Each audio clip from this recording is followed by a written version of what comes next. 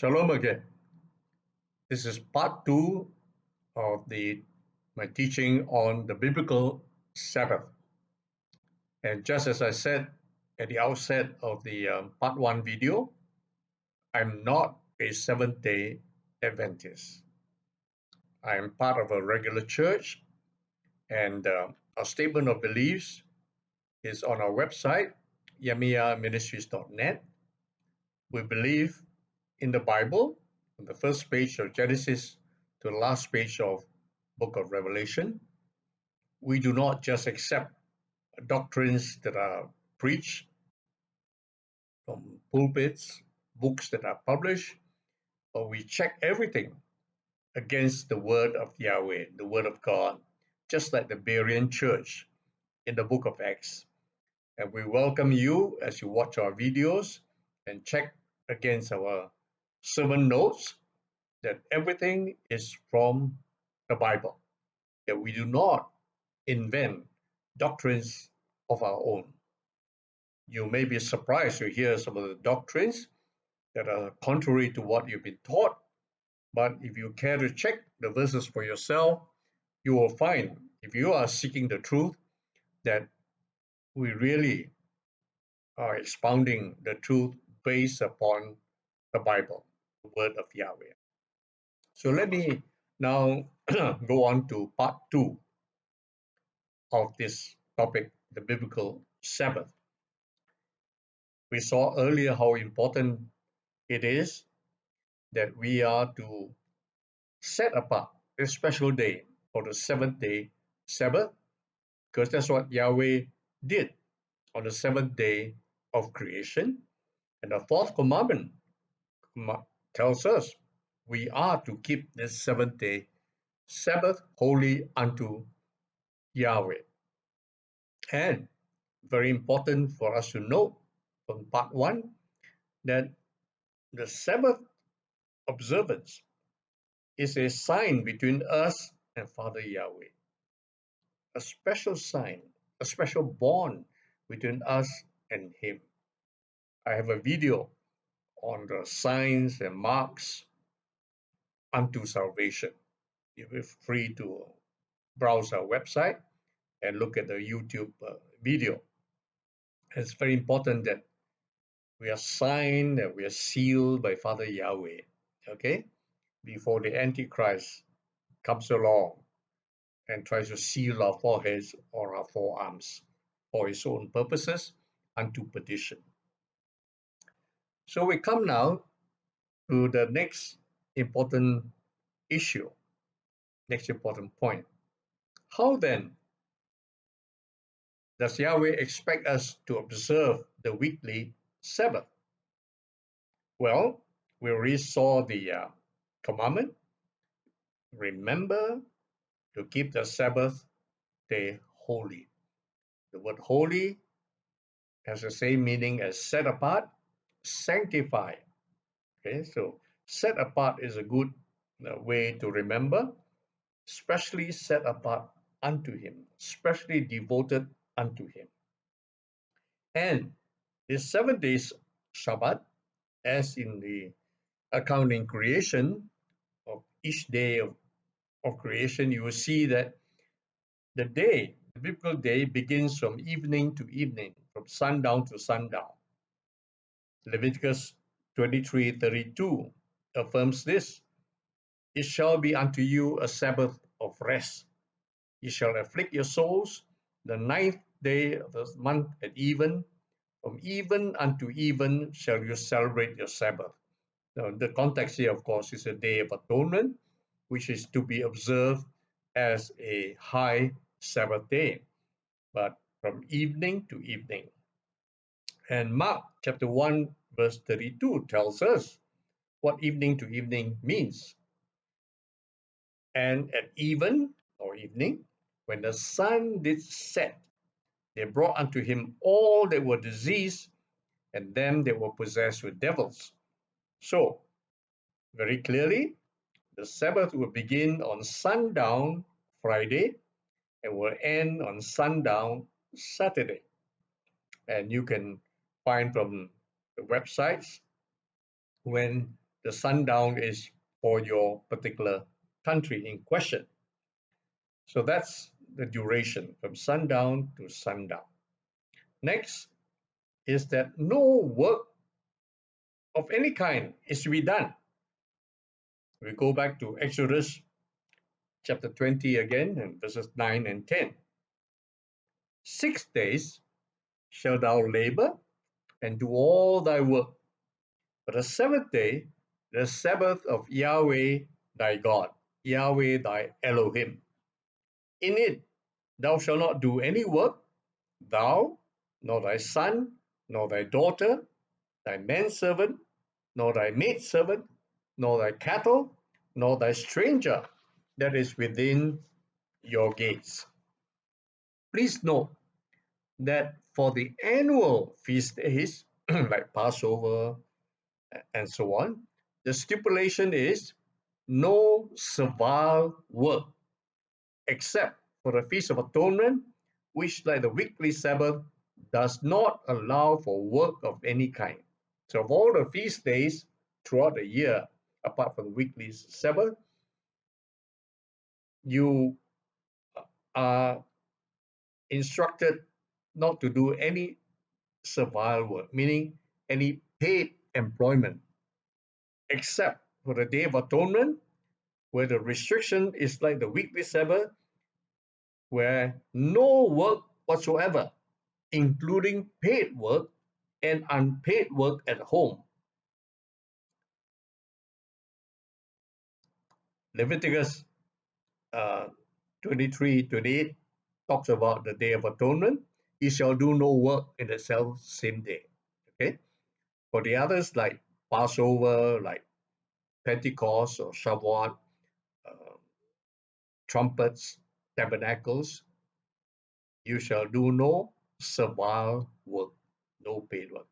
So no work on the weekly Sabbath means no paid work, no work like cooking, cleaning the house, doing the laundry, etc. Going shopping, of course. You turn to Exodus chapter 16, verse 23, 26. Exodus chapter 16, verse 23. And he said unto them, this is what Yahweh has said. Tomorrow is the rest of the holy Sabbath unto Yahweh. Bake that which you will bake today, seethe that you will seethe, and that which remaineth over lay up for you to be kept until the morning. And they laid it up till the morning as Moses bade, and it did not sting, neither was there any worm therein.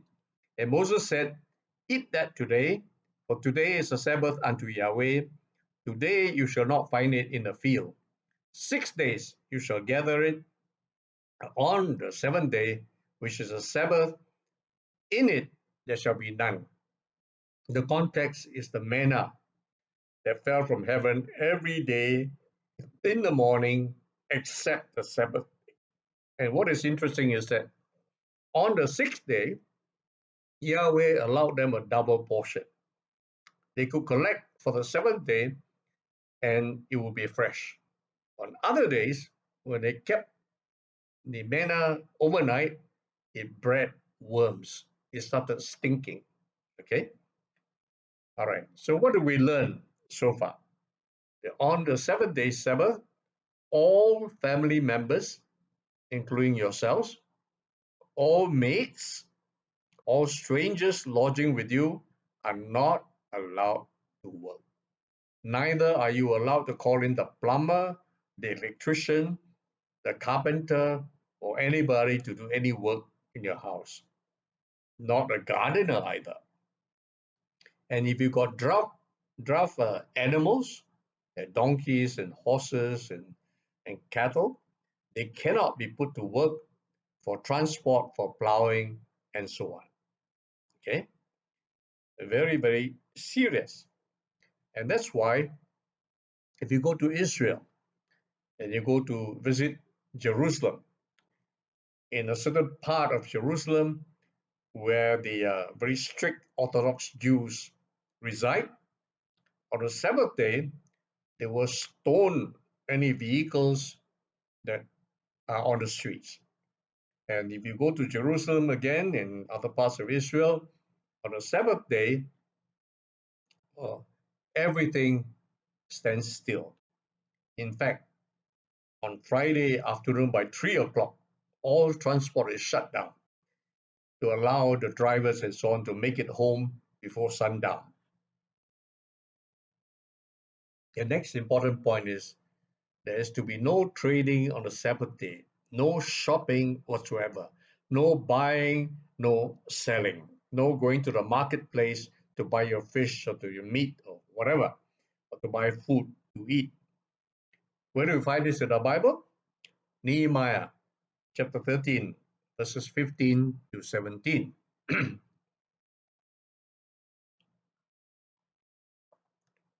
Nehemiah chapter 13, verse 15.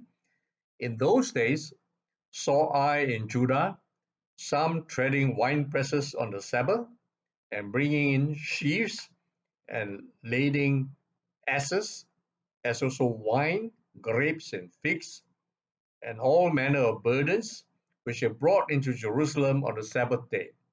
And I testified against them in the day wherein they sold victuals.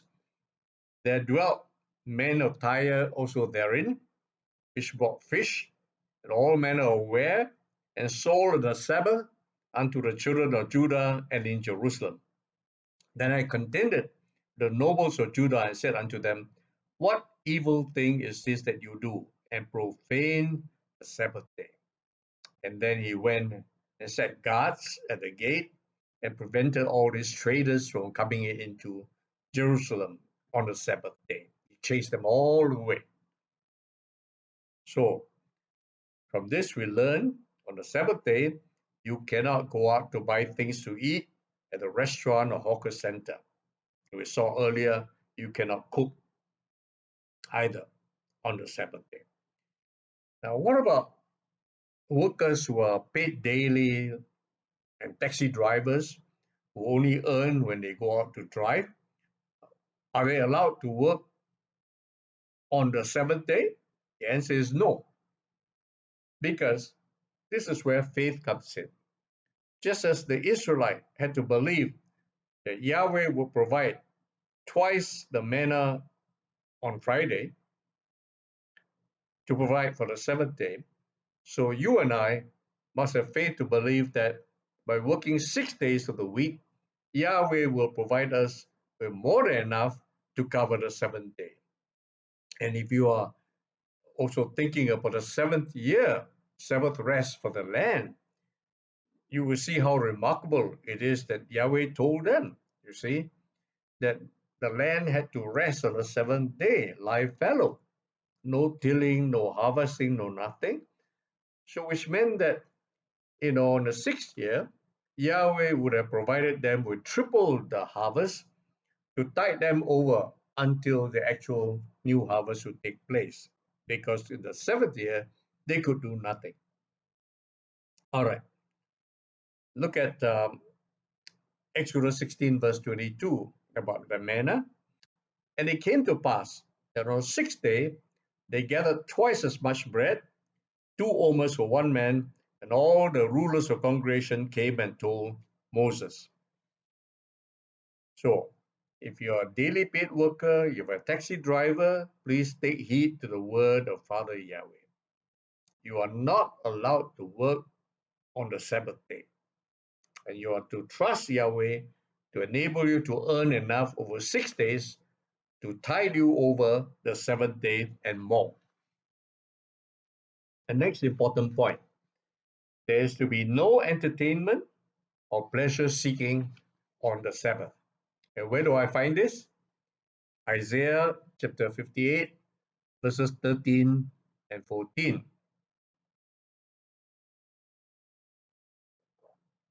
Isaiah 58, verse 13.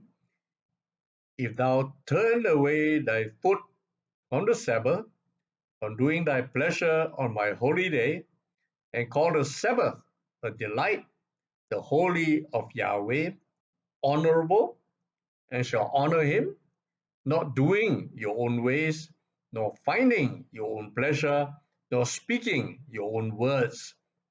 Then shalt thou delight yourself in Yahweh, and I will cause you to ride upon the high places of the earth, and feed you with the heritage of Jacob thy father, for the mouth of Yahweh has spoken it.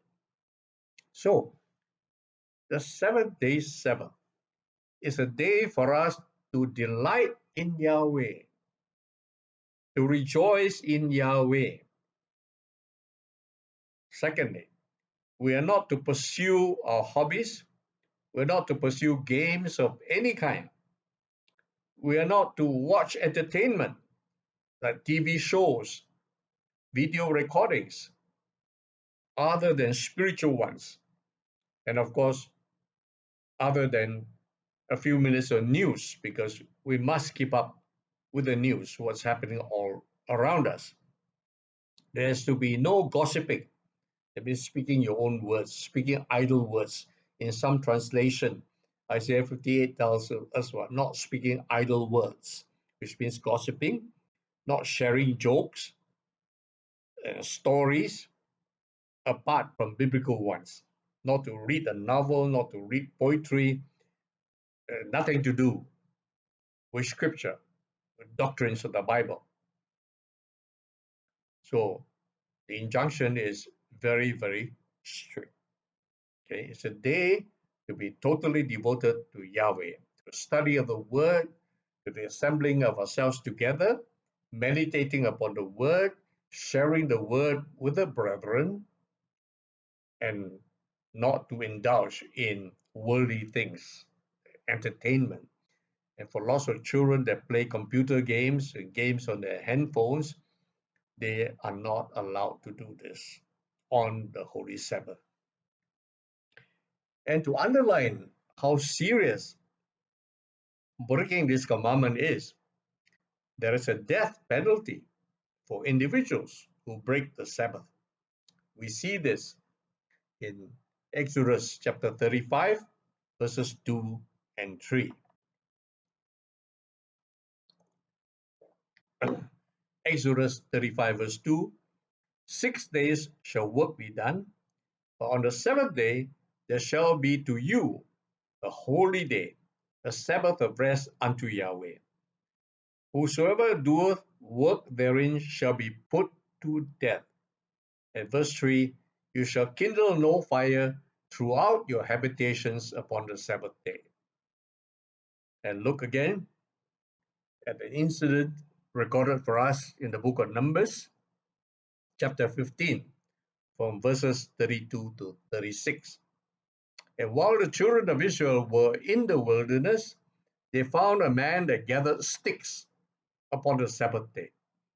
And when they found him gathering sticks, brought him unto Moses and Aaron, and unto all the congregation, and they put him inward, because it was not declared what should be done to him. And Yahweh said unto Moses, the man shall surely be put to death. All the congregation shall stone him with stones without the camp, that is outside the camp. Verse 36. And all the congregation brought him outside the camp, stoned him with stones, and he died as Yahweh commanded Moses. The death penalty underlines the severity of breaking the Sabbath. Secondly, in verse 3 of Exodus 35 is the verse which prohibits the kindling of fire. No kindling of fire in all your habitations. Now, this applied to every household, not merely commercial or industrial furnaces, as some Bible commentators believe. I read more than one source that says that, oh, this stipulation is only for industrial metal making, like craftsmen working on artifacts for the temple in Jerusalem. And they say that, well, because the rest of Exodus 35 talks about contributions that Moses was trying to raise for the people of Israel, and that would have included silver and gold and metal, all of which would require some work by craftsmen. But listen, it's very clear. It says, no kindling of fire in all your habitations. That means in each and every household. It doesn't say only in certain households, only in certain households that are doing it for commercial purposes or working for the temple. It doesn't say that. We cannot add to Yahweh's word, we cannot subtract from his word, because to do so would be to bring his curse upon us. Okay, then you must also understand that traditional ways of kindling a fire were laborious. You had to get kindling material.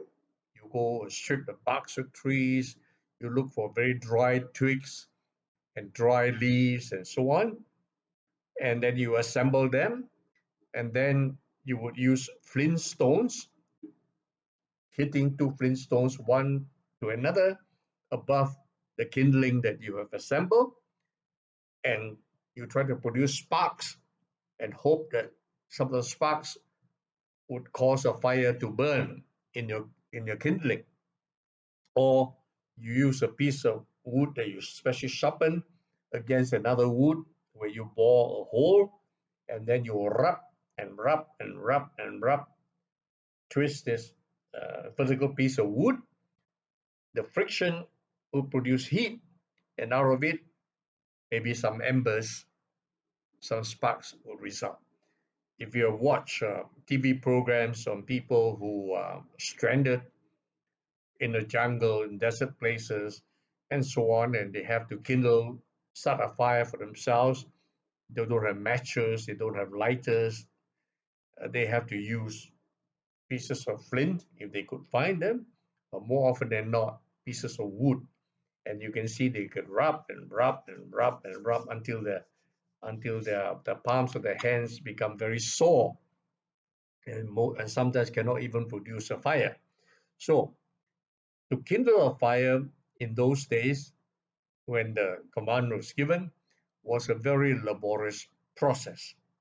And therefore, Yahweh says you're not to do it. And furthermore, if you take this injunction together with the earlier injunction that we saw, that there was no cooking, no baking, no boiling to be done on the Sabbath day, then you understand that it all adds up together. But of course, that doesn't mean the Israelites could not have kept embers from the fires of Friday and keep it until the whole Sabbath, and would have firewood already assembled in the fireplace, and they could keep themselves warm during the Sabbath day. I don't think that would have been prohibited at all. But they couldn't go out and source for firewood, just like the man who was caught picking up firewood outside. Okay, obviously you wanted either to sell it or to kindle a fire on the Sabbath day, and for which he was stoned to death.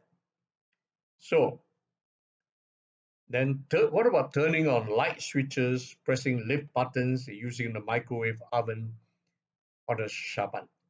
Well, turning on a switch, pressing a lift button, turning on the microwave by pressing the button is not work, because electricity is already there, it just flows in, provided you don't use a microwave oven to cook. You can use it just to warm food that's already cooked before.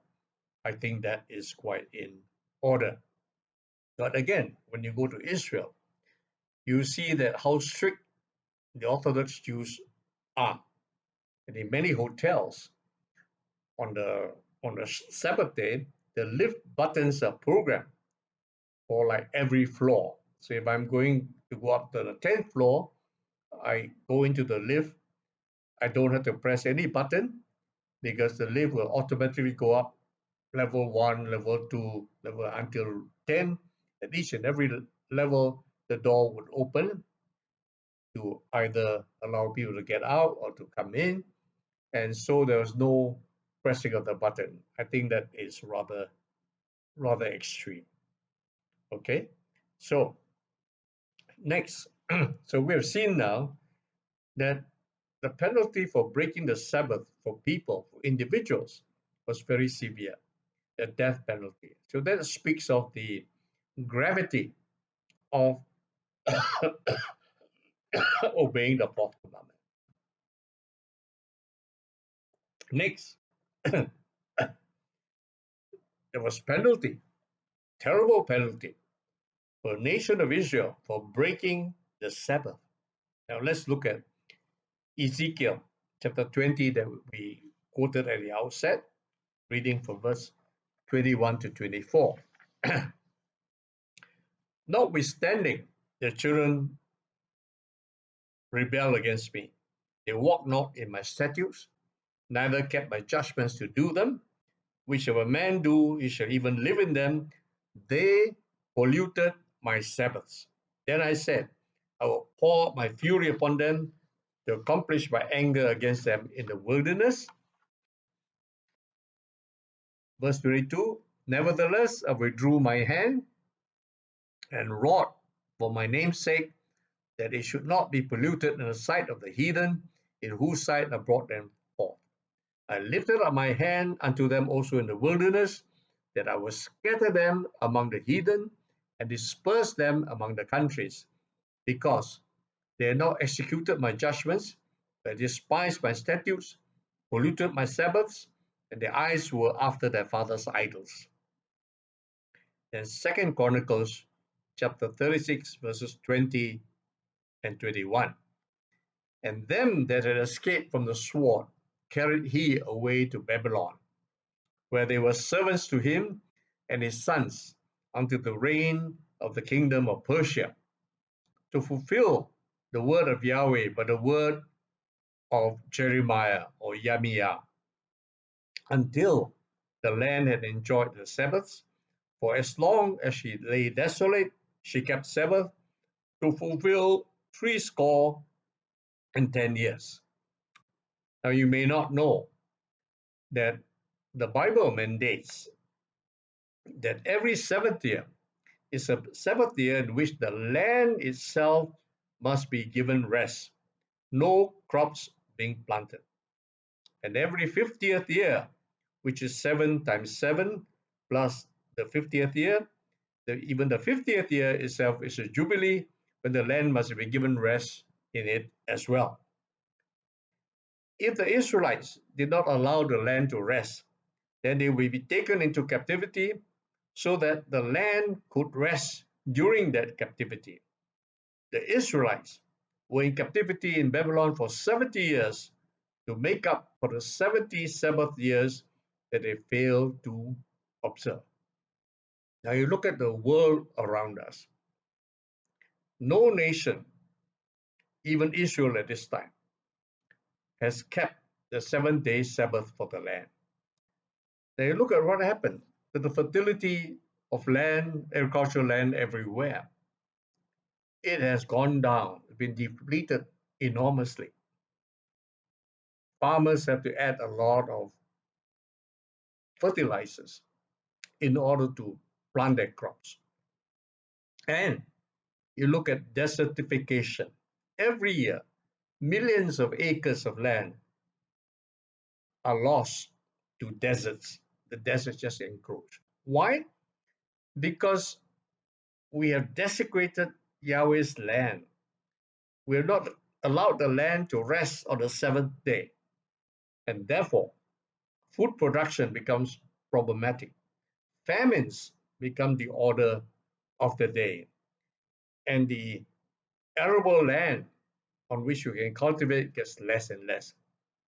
And then look at the indiscriminate logging that goes on, causing deforestation without proper replanting. All these have affected what? Climate change, very severe. Sea levels are rising. And you know, one reason why the judgments of the book of Revelation are going to be visited upon the earth is because people, human beings, have polluted Yahweh's land. And mark my words, since Israel was reborn as a nation in 1948, it has not kept the 70th Sabbath for the land, maybe with the exception of a few farmers who are Orthodox Jews. And for that reason, and much of Israel doesn't keep Sabbath either, although transportation itself is not allowed in most places in Israel on the Sabbath day, but still, Yahweh cannot be pleased, and there's a prophecy that there will be Israel will go into captivity. That's right, in the end times. I believe that will be shortly after the Antichrist appears. So Yahweh, Yahweh by telling us in His Word that for individuals who violate the Sabbath, there's a death penalty. For a nation that violate the Sabbath and the seventh year Sabbath, they will go into captivity, and we're seeing the degradation of the earth as a result. And finally, there are exceptions that Yeshua showed us about what we can do on the Sabbath. So basically, we're allowed to do good deeds on the Sabbath. And I refer you to Matthew's Gospel, chapter 12, reading from verse 9 to 13. And when he was departed thence, he went into the synagogue, and behold, there was a man who had his hand withered. And they asked him, saying, Is it lawful to heal on the Sabbath days? That they might accuse him. And he said unto them, What man shall there be among you that shall have one sheep, and if it fall into a pit on the Sabbath day, will he not lay hold on it and lift it out? How much then is a man better than a sheep? Wherefore, it is lawful to do well on Sabbath days. And he said to the man, Stretch forth your hand, and stretch it forth, it was restored whole, light as the other. So we learn from this that there's healing. Healing can be done on the Sabbath. Hospitals can function on the Sabbath. You can visit the sick on the Sabbath. You can look after the sick on the Sabbath. And I believe if the sick needs special nutrition, you need to go and buy like porridge, fish porridge or meat porridge. I believe you're allowed to do so because the people are sick and they need special nutrition. You may have to cook the porridge for your loved one, unless you cook it the day before, keep it in the fridge, and just warm it up for the patient, for the sick person. Okay, so best to do beforehand, to prepare beforehand. But if there's an emergency, exigency, if there's a particular need, you are allowed to do so. You're allowed to go to the pharmacy and get medication if a particular medication is needed on the Sabbath day. And we can help people in situations of emergencies. Okay, like the sheep falling into the ditch, the car may fall into the ditch, people may have a punctured tire and require help on the Sabbath. But of course, a word of caution, we now live in an age where it can be dangerous to be a good Samaritan. You can stop for somebody in distress, and then people can turn around, assault you, kill you, rob you, and take your vehicle. So we need the wisdom of Yahweh. We need the guidance of the Holy Spirit to do what is right in His eyes. So, my friends, if you take these two videos, part one and two together, and study the notes very carefully, you get a full picture of why Yahweh wanted the Sabbath observance. He commanded it in the fourth commandment. He set aside the 7 days, especially for as a seventh day of creation. He commanded us to keep it in the fourth commandment. It is a special sign between Yahweh and ourselves that we are His people, where we set apart the seventh day as a holy day unto Him. And it's not a Sunday. So another video I will set up why churches are in error when they choose to worship Yahweh on a Sunday. It has to do with misinterpreting several scriptures in the New Testament. So we'll show you chapter and verse in another video on why the Sunday Sabbath observance is wrong. Shalom, my friends. May Yahweh bless you. Those of you who are listening very carefully, who are seeking to obey Him, pay the price of obedience, you will surely be blessed. Shalom, shalom. May He bless you, particularly as you keep His Sabbath, the 7 days Sabbath. Amen.